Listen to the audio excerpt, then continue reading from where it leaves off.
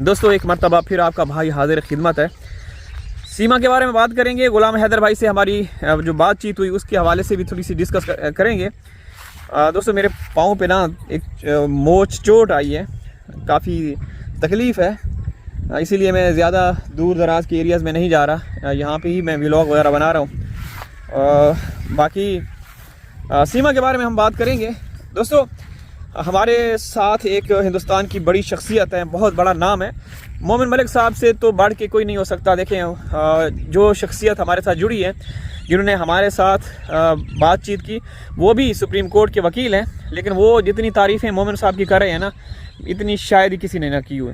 तो उनका कहना है कि तनवीर भाई, मैं जो आप चीज़ें डिस्कस कर रहे हैं, पाकिस्तानी हिंदू माइग्रेंट्स जो हिंदुस्तान में फंसे हुए हैं, जिनकी हालत बहुत गंभीर है, वो आप जो जिस मुद्दे को पॉइंट आउट कर रहे हैं ना, वो बड़ा ज़बरदस्त किस्म का है, क्योंकि इससे वाज़े पता चलता है कि हिंदुस्तान का कानून कितना सख्त है, कितना तगड़ा है या कितना कमज़ोर है।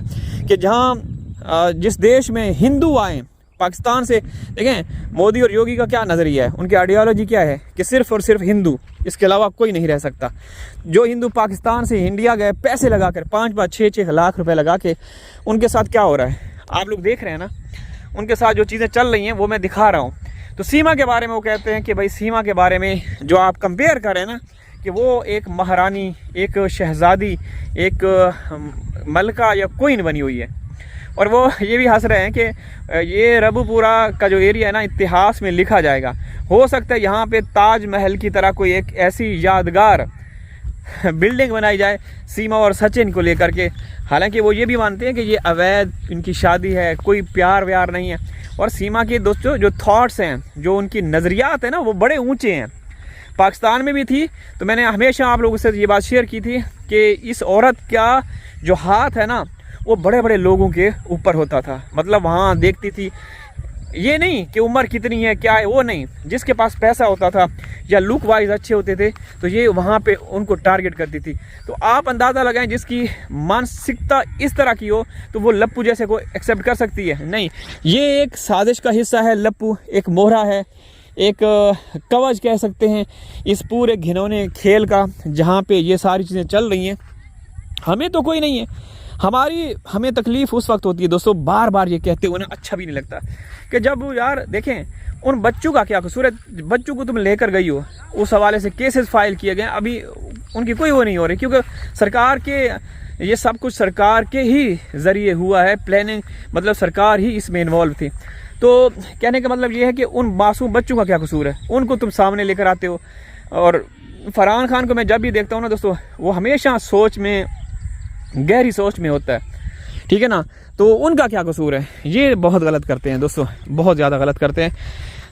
मैं इस वक्त घरों के पास ही मौजूद हूँ और आहिस्ता आहिस्ता चल रहा हूँ, चूँकि मुझे चोट आई है। और मैं देखिए दोस्तों हमेशा वो बात करता हूँ जो हक और सच की हो। जब गुस्सा आता है ना उन मासूम बच्चों को देखते हो, यहाँ पे यकीन करें दोस्तों, यहाँ पे बच्चे खेलते हैं ना सामने, कसम से मैं उनको जब देखता हूँ मैं कहता हूँ कि यार वो बच्चे भी तो, उनका भी तो हक है ना खेलना गलियों मोहल्लों में। हमारे पाकिस्तान में इस तरह गली मोहल्लों में खेलते हैं बच्चे मिल बैठ के, वहाँ उन बच्चों के साथ कोई नहीं है, कोई उनका रिश्तेदार भी नहीं है, समझ रहे ना।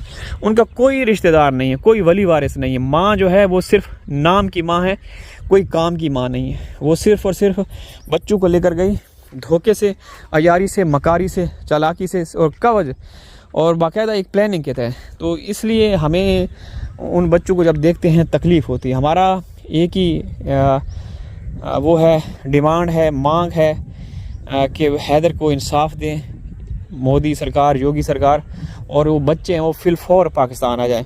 जैसे जैसे उनकी ग्रोथ हो रही है, जैसे जैसे वो उनकी उम्रें बढ़ रही हैं, तो आप लोगों को पता है कि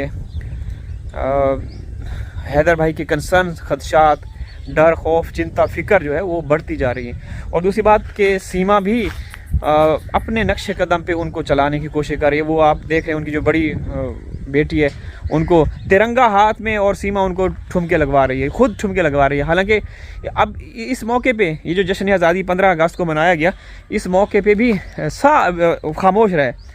आपके भारतीय खामोश रहे। पिछले साल तो कुछ ना कुछ फिर भी लोग आए थे, वो कहते थे कि यार ये औरत जो है ना हमारे तिरंगे की तौहीन कर रही है, लेकिन ये औरत जो है बाज नहीं आने वाली। तो ये औरत आपके सिस्टम को इतना ख़राब कर रही है ना। हमेशा मैं मिसाल देता हूँ, ये देख रहे हैं, ये मकड़ी है, ये मकड़ी है, और ये जहाँ बैठती है ना उसके जो पत्ते हैं ना उसको खा देती है, खोखला कर देती है।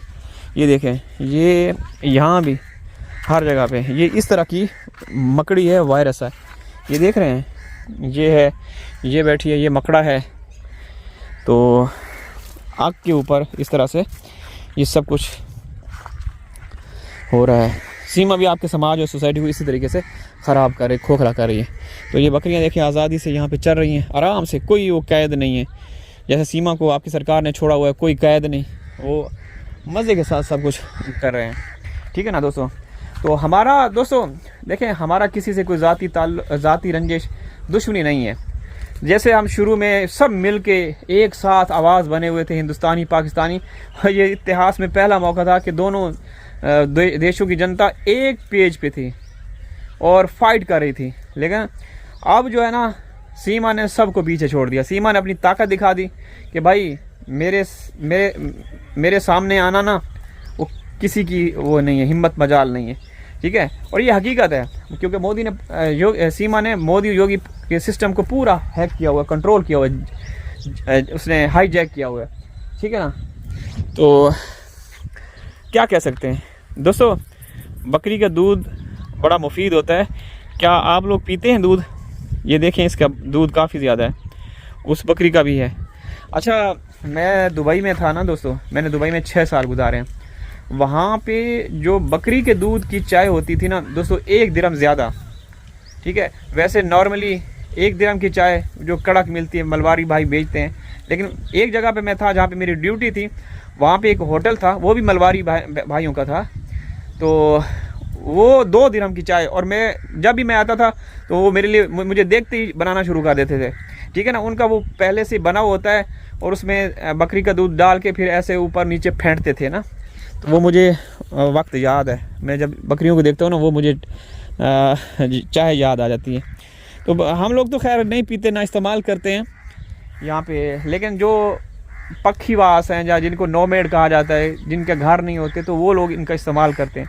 और मैं आप लोगों को बताऊं कि यहाँ इसका जो घी है ना, देसी घी जो बकरी का, वो पाकिस्तान में तकरीबन 15,000 रुपये किलो है। मैंने एक वेबसाइट है उस पर देखा, 15,000 रुपये किलो। वैसे जो गाय का या भैंस का देसी घी है, वो यहाँ पाकिस्तान में तकरीबन 3,000 रुपये तक है, 3500 3,000 रुपये। ठीक है, और ये याद रहे 3500 रुपये मतलब आपके 1100 रुपये इंडियन। तो दोस्तों ज़्यादा चाहता हूँ, हाजिर हूँ किसी और वीडियो में, तब तक अल्लाह हाफिज़।